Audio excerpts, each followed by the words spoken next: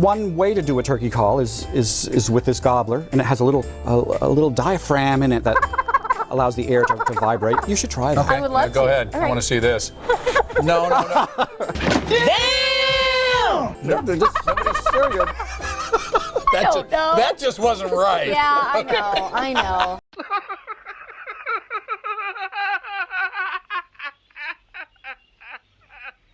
And now for something completely different. Hi. So, Bye. I have a grievance. Oh, fuck. I've had a few people come on the channel and go, why are you bumbling idiots in the screen when I'm trying to watch the video? Who All right. cares? Oh my god. I'd just like to explain something to you idiots. That Oh my god. this is a reaction channel.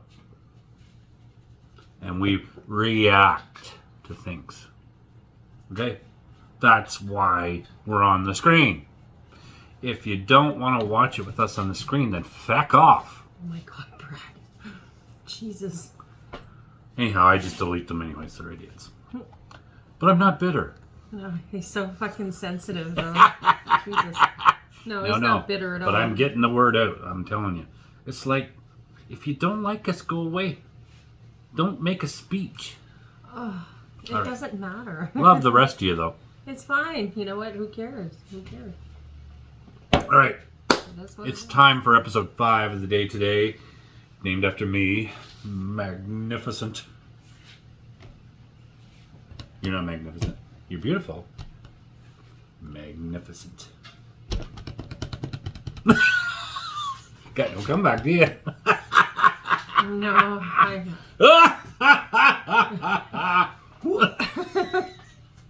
All right. And then Brad falls on his back and dies. I'm kidding. I wouldn't want that to happen. Oh, yes. Thank you for letting them know. I'm sure they think you're serious. It's always good to just make sure people know Yeah. I'm not serious. Actually, we have had a few people go, you guys shouldn't treat each other that way. I just laugh. This is toned down. That's called true love, folks. You love each other. You feel comfortable enough to bash each other in the head. No, we don't do that. All He's right. gonna tongue punch me in the fart box.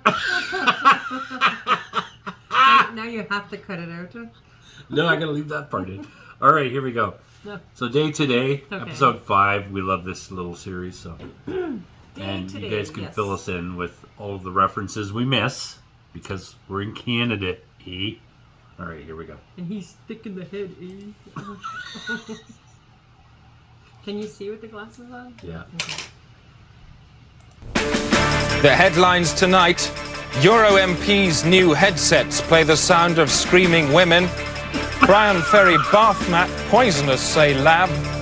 And bouncing elephantiasis woman destroys central Portsmouth. Those are the headlines. Happy now? Yes, I am happy now. That's me.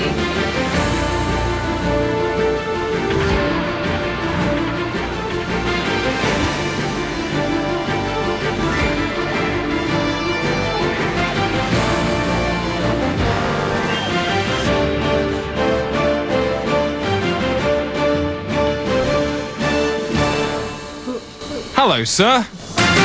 Hi.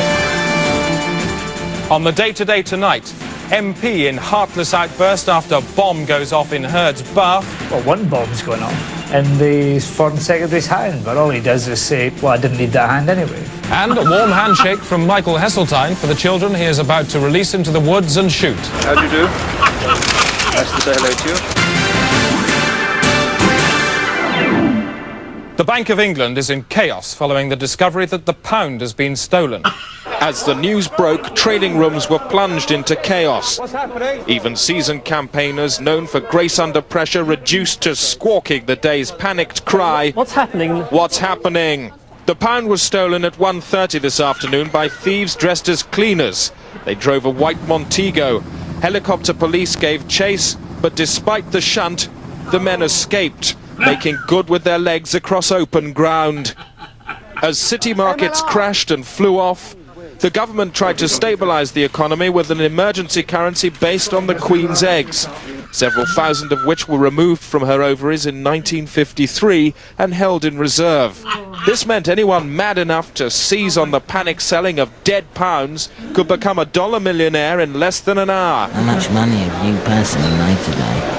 Probably about 10 million. Wow. Throughout the day, bank officials have refused to confirm the rumours that the pound was only vulnerable at all because they removed it to play with at lunchtime and forgot to put it back. Later tonight, we'll be asking Malcolm Rifkin for his view and asking him why he likes pulling the legs off live dogs and shooting foreign policemen. The Day Today Homicide News. I'm Alan Partridge. Hello. Rally driving. The championships start tonight, but here's what I got up to this morning. Hi, you join me with Susie Herper, one of this Britain's top lady rally drivers. Susie, you're going to be subjecting me to some atrocious punishment. What's that? Well, I'm going to take you around the course that I won the rally on recently. Right, fantastic. And the stickers, what are the stickers for? Advertising. It's as simple as that. Yeah. Really is that simple. Before we go around the course, just to explain, this is a modern camera that will be watching all my facial movements. It's the size of a slim Panatella cigar. One more thing, it's a great model, it goes like a bomb, and the car's not bad either. Come on, let's go burn some rubber. Oh, hey, hey, spunky lady. Hence the bumpiness. Yeah, surely know how to handle this bitch. You keep her in line. I like it. It's good. You take another scruff of the neck and you let it know who's the queen. The car's the bitch. You're the queen and I like it. Yeah, whoa. Yeah. Yeah. Okay. Easy. Easy. Yeah. Whoa. What's on there? Yeah. Why are you going stupid? What's up with that? Careful! Well, whilst driving like she was, maybe big and clever on the rally track, it certainly isn't on a housing estate. Remember, lives matter. Chris.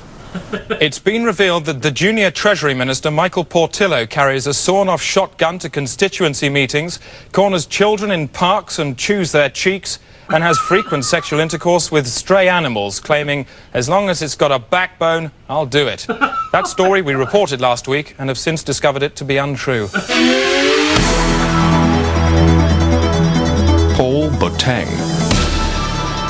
Do you feel that young people are taking the right cues from their culture? I think young people make a contribution and indeed form the culture in which they live and in which we all live. How do you feel about some of the more dangerous elements of their cultural melee? I don't know what you mean by their more dangerous elements. We're talking bang. I'm talking guns. I'm talking about people like Uzi MC, the Blood Rap movement, Herman the Tosser. How do you feel when young people are presented with the sort of stuff that they're churning out?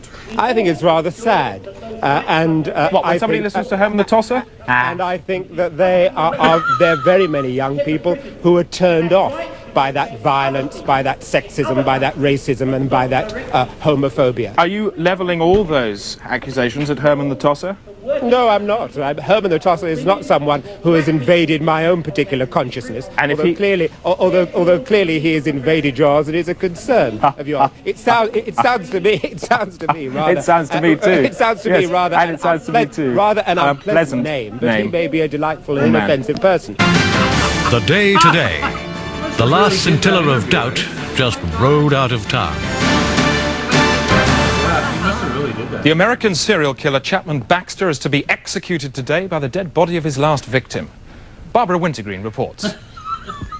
Florida State Penitentiary and killer Chapman Baxter has dug deep into his past for tomorrow's execution ceremony.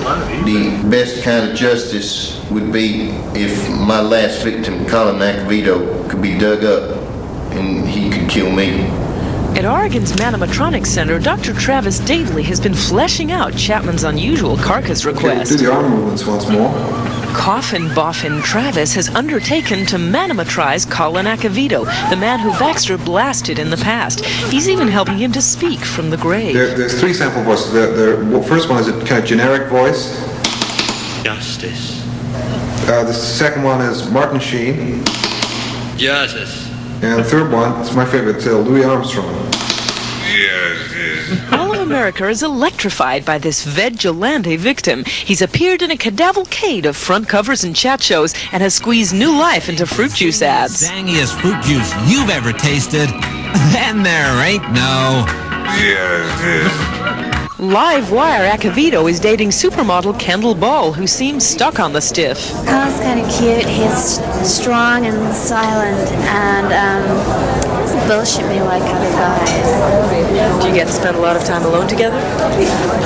Well, no, because Travis is always with us, but I kind of like it that way. I've got this little dream whereby there's a whole village of reanimated corpses, and if you like, a kind of control tower in the center of that village with a bank of monitors, and I control all the corpses. Why use corpses? Why not normal people? Why don't you just leave things the way they are? Because normal people, because I wouldn't have my tower. I want a tower. The day of justice, and Baxter gets to renew his acquaintance with a body of evidence. In whose voice do you wish justice to be done? Martin Sheen. Thank you very much.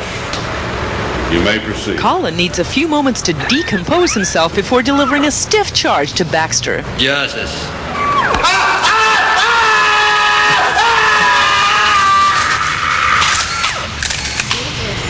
So, as Chapman Baxter came here to bury his past, looks like his past has come to bury him. This is Barbara Wintergreen, CBN News at the Corpsecution, Florida State Penitentiary. BBC Mandarins are bleating again, this time because their new soap opera, The Bureau, has just plummeted out of the ratings. A BBC spokesman said, "Don't read too much into the fact that we're sending them out on tour to the regions on the back of a truck. It's not to drum up support, it's just standard policy for all programmes." Have a look, shall we?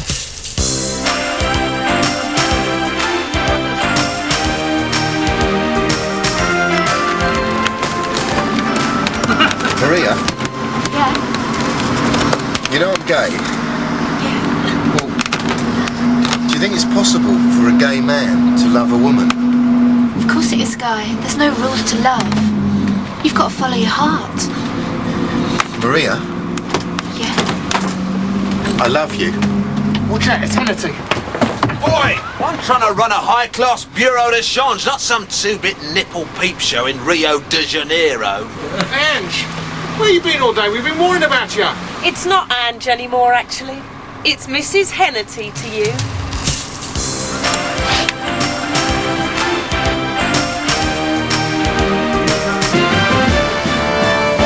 The ratings are dropping. A cat meows, a horse neighs, a lion roars, a bird sings, a snake hisses, a human barks. Time now for business with Collaterally Sisters. Thanks, Chris. You do it! Get it now! No, you get it! It's over there! Arguments like that broke out on the international markets today when economic talks collapsed and Spain withdrew from the world and began trading with itself. The peseta burst open at 4. The pound was barely audible this morning. It rotted by 3.9 points against the dollar, and there was further bad news for coat developers Watney Heckbulb, who were ordered to cease trading because of bad burping. Chris. Bad burping. On now to the money markets and a quick look at the international finance arse.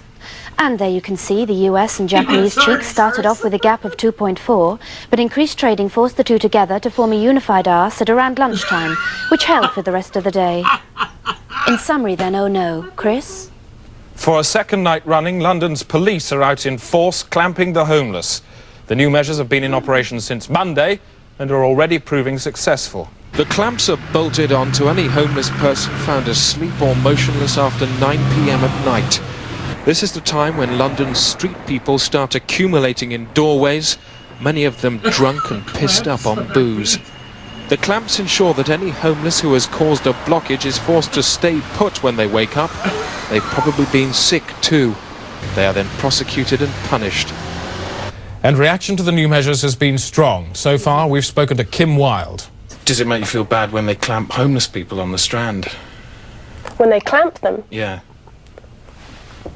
Businesses on the Strand getting in people to clamp them so they can't move away, and then they're persecuted. And then they fine them for being in the way.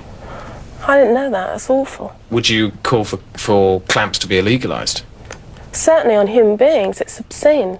Environmation from me, Rosie May. A revolution in household heating is sweeping across America. Frozen fire. Normal fire is solidified in special cold furnaces and packaged for home freezer storage. It can then be defrosted at a later date and poured onto logs. Frozen fire saves heat. The echo from the nuclear bomb which destroyed Hiroshima is set to devastate the city again. Half of the original blast has ricocheted off Jupiter and will strike Japan in 2041. It's not yet known whether the city will be evacuated. I'm Rosie May. Tread not on the forest leaves, for you tread on my face. Today is the anniversary of 1944. People did different things then and lived different lives. This day-to-day reminiscence package features contemporary memories and footage from a time when a 5-speed, 3-litre Ford Capri was the stuff of a madman's dreams. What was the food situation like in those days? Oh, it was dreadful. Of course it was dreadful. Sometimes we even had to eat bits of the house, bricks, and the mortar was tastier than the actual bricks because, I mean, after all, that had been mixed up once, and so you could mix it up again. We used to try to get it off other people's houses, of course, first, and houses that had been bombed and broken down, but sometimes you had to eat your own house, and it was better to find yourself without a house than without food. Electricity was very, very expensive, but you had to have a light of some kind, so we had perhaps, I don't know, we thought it was quite a good idea. You see, babies have such a lot of energy. They're always on the go. So we used to connect the house to a baby, and that used to keep the lights going. I don't remember much about 1945 because that was the year, that was my hibernation year. Can I have your name? Double Vickery. You'd go and get your ticket and find out when you had to hibernate, and then you'd be given just a few weeks to get yourself organised. And, you know, you knew you had to keep going. We got into a box and curled up, and you went to sleep. It was our bit of the war effort, really, to keep ourselves out of the way. Well, during the war, everybody was called up to be in the war cabinet, and I was called up to be the foreign secretary for a month. So there I was in meetings and having to express opinions, and I had to travel abroad. I went over to France and I met the French foreign minister, and he was really quite impressed because my French really was rather good. So we had conversations with me understanding everything he said and answering him, but whether I answered him properly, I don't know. This is the day-to-day. Still to come, controversy over new Treasury appointment. I'm sick to death of this. All I ever get. Treasury, Treasury, Treasury. That's all I ever hear. I'm sick of it. I've had enough. Just all of you. F*** off. And new anti-shoplifting measures for a B&Q store in Bracknell. If I catch anybody stealing anything from the shop, then I shoot him through the mouth with this. Which dream? The number of MPs in Westminster suffering from Slemmel's disease has risen to 22. Slemmel's disease is caused by a brain virus that affects the victim's ability to read. They can see the words but have no idea what they mean. Baroness Trumpington was the first to show signs 2 weeks ago. She may have caught it from a badger. Then John McGregor. The virus is highly infectious and lives in peppermints. This was the moment Peter Lilly realised he too was in trouble. Slemmel's also affects leg-eye coordination, causing victims to walk straight past places they intend to stop. So could you... Hey! By last Friday, William Waldegrave had little control over his body. Waldegrave! Teddy Taylor followed. Mr. Bow. Oi! And Jimmy Knapp severely. Most seriously of all, on Monday, John Patton showed unmistakable signs, failing to recognise familiar surroundings and objects. Clearly having no understanding of the day's briefs,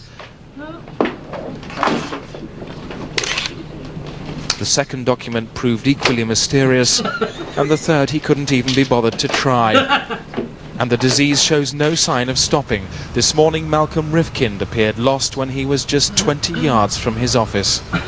Doctors say the only treatments they can offer so far are rubbish. A man sees God in his car. He crashes. Today's historic trade agreement between Australia and Hong Kong marks a new season of hope for the future of world trade. The two countries have been at each other's throats for years, but now the hatchet's been buried by a treaty which allows unrestricted trading between all parties at all levels. I'm joined now by Martin Crace, the British Minister with special responsibility for the Commonwealth, and Gavin Hawtrey, the Australian Foreign Secretary in Canberra. Gentlemen, this is pretty historic stuff. Well done. A future of unbridled harmony then, Australia? Yes, I think Martin Crace and I can be pretty satisfied. It's a good day. And if, as in the past, Australia exceed their agreement, what will you do about it? This is a very satisfactory treaty, which I'm sure will work well. Naturally, if the limits were exceeded, then this would be met with a firm line, but I can't see this being necessary. Mr. Hawtrey, he's knocking a firm line in your direction. What are you going to do about that?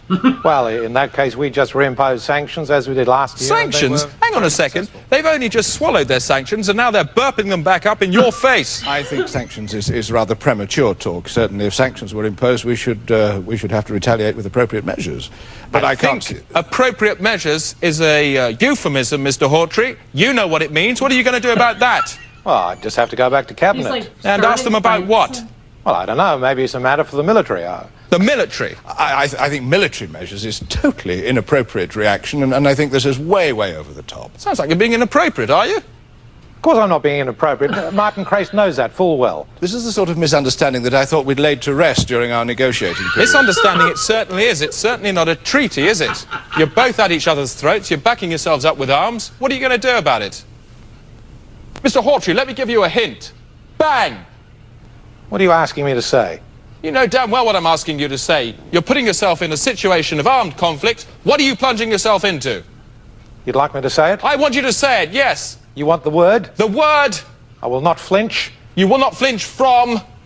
War. War. Gentlemen, I'll put you on hold. If fighting did break out, it will probably occur in Eastman's Town in the Upper Cataracts on the Australia-Hong Kong border. Our reporter Donald Bethlehem is there now. Donald, what's the atmosphere like? Tension here is very high, Chris. The stretched twig of peace is at melting point. People here are literally bursting with war. This is very much a country that's going to blow up in its face. Well, gentlemen, it seems you have little option now but to declare war immediately. Well, this is quite impossible. I couldn't take such a decision without referring to my superior, Chris Patton. He's in Hong Kong. Good, because he's on the line now via satellite. Mr. Patton, what do you think of the idea of a war now? I'll take that as a yes. Very well, it's war. War it is. That's it, Chris. It's war. War has broken out. This is a war. That's it. Yes, it's war. From now on, the Day-to-Day will be providing the most immediate coverage of any war ever fought. On the front line and in your face, Donald Bethlehem. Standing by, Douglas Hurd. The Day-to-Day smart bombs have nose-mounted cameras. This is Smart Bomb Stephen, and that is Susanna Gekalois. I'll be reporting from inside the fight. Like some crazy Trojan. And keeping an eye on everything that's going on out there at the Day-to-Day news pipe, Douglas Trox. Chris. But first, the weather from Sylvester Stewart. And now the weather, starting in the southeast, where the sun should plop through after a dull start, a bit like having your hand sewn back on after a farming accident. Let's revolve the weather collar now, 70 degrees to the Midlands, where I was first bereaved. And there'll be a large cack of heavy cloud covering the area, but it should stay dry enough for you to dance outside until our Lord Beelzebub calls upon us. Now, if we rotate the throat circle back to the West Country, and you can see there'll be several gits of bad weather across most of the sky. Some rain, but no more severe than soft porn. In summary then, and that's all the weather. Back to the war, and on the front line in Eastman's Town, our reporter Donald Bethlehem. Donald, what's the latest? As I swirled the last traces of toothpaste from my mouth this morning, a soldier's head flew past the window, shouting the word victory. There seems to be a lot of action behind you there. Have you seen any fighting yourself? Today I saw an old woman on the ground. She was lying in a pool of her own tomatoes. Thank you, Donald. Earlier today, I've been down among the fighting myself. This is my report. There's something about the way these people move that tells you they are a nation at war. Look into their eyes and you can read the words, "I have a reservation at the restaurant of death." It's a messy bistro with a bad name for soiling its customers' clothes. We've seen only one napkin in 4 days. The people here are confused, spending most of their time running about like idiots. Earlier today, we met a family who, thanks to this war, now have no home. A war which they feel anyway has nothing to do with them. This is not our war. We are being forced to swallow the rotten egg of an angry political goose. That boy is now a war orphan. One more victim of what they call here the desert confetti. I have a child about his age myself. When I phoned him 10 minutes ago, I told him to move out of the house to make room for his new brother. Back live now. Progress on the day-to-day smart bomb. Jonathan, get rid of Hurd. Thanks. Well, as you can see, Chris, there's the missile cruising about 2,000 per second, trying to locate the target, the soldier it's aimed at. There's the soldier, it goes in through the mouth, there, down the esophagus, into the stomach. There's the explosion. Absolutely bang. That's the day-to-day, bringing you another tear on the face of the world's mother. Alan, sport. Thanks, Chris. And now some late-night soccer results. I'm Alan Partridge. This is Division 2. Hull Paragraph 5, Portsmouth Bubblejet 1. Sheffield Hysterical 3, Chunky Norwich 1. Richmond Arithmetic versus Nottingham Marjorie match postponed due to bent pitch. Good night.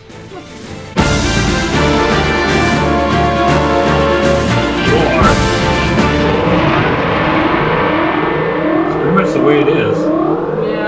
Susanna Gekelois has broken through to the front line. This is her contribution to history.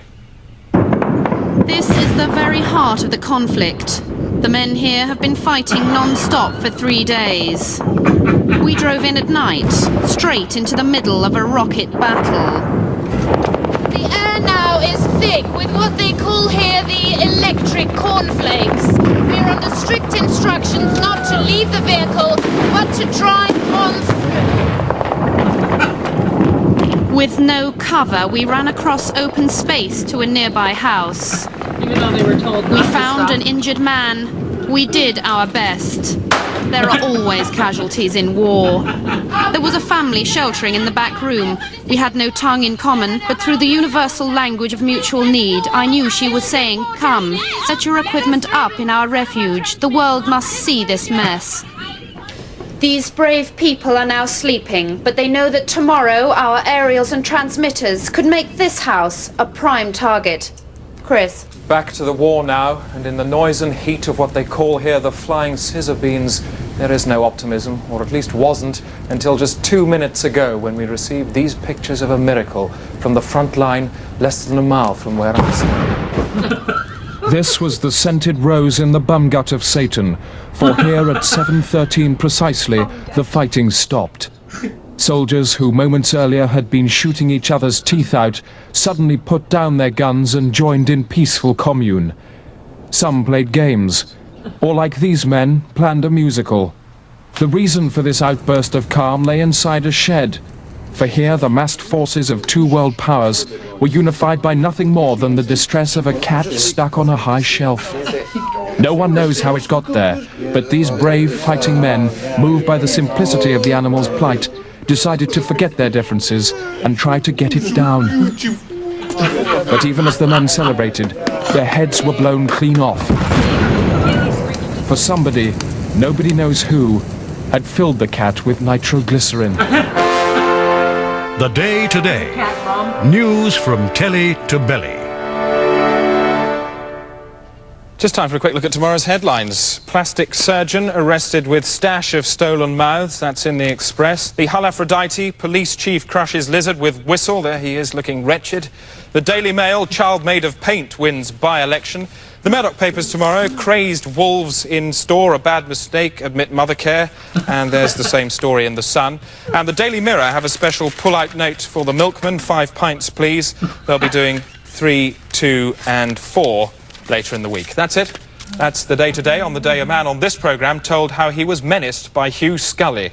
He just came in and went, And we're out. That's it. Good night.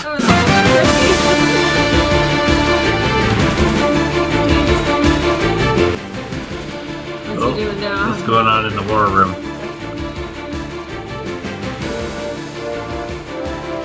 Oh, yakking.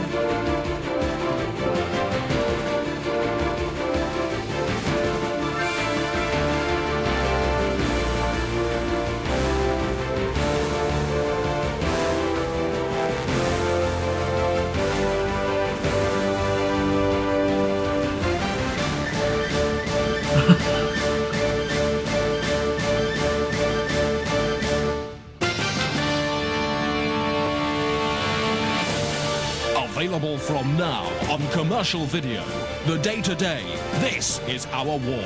Featuring the men and women who sacrificed themselves at the altar of fact. And the beat of over 1,000 pop classics.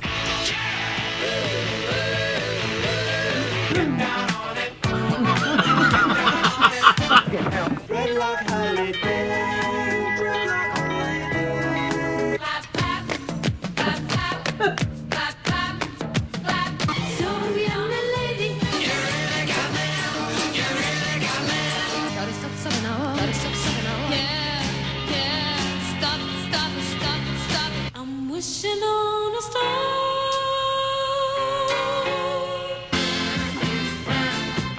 Bird, baby bird.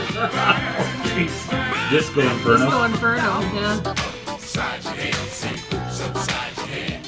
Say hoops up. Hands up, baby.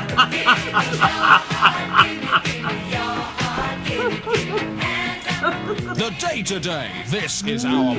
Bang after bang after bang after. 99. The corner. Oh god. That's good. Oh my gosh, that's silly. Actually, But that's it's funny. kind of, you know, they're not far off with the way the news. Embellishes. Yeah, Yes, but you also could say, like, you know. yeah, Yeah. like influences things too. Like obviously they wouldn't influence a whole war, but They can put their take on something and make it look, yeah. you know. Well, yeah, I know, Like but something and that's, else, and that's you know, kind of like, what yeah. a lot of them do. You Oh, know? well, they do that here too. Just all over. Yeah, it's sad. It's sad. Yes. Yes. And that show was done in the '90s, so Yeah. sort of almost pre-internet, you know. So Kind of shows it's been going on for a long time. no, I know, but like now with social media and everything, the news is it's just so much coming at you, like from every But we're not going to mention the news on YouTube, are we? Oh yes, we don't want to get canceled. Can't say the C word. C word. C word. Even we have restrictions, unfortunately. Yeah, C word. That's right. Cunt. C word. You're being a cunt. Okay, well, I hope Okay. you enjoyed that. That was episode 5. Magnificent. That was very funny. So I don't know how many more we have to do with that. It's just one series, so 2 or 3 more. Oh, is it? maybe. Oh, okay. But I don't know. We'll I finish have it no up. idea how many. Anyhow. Bye.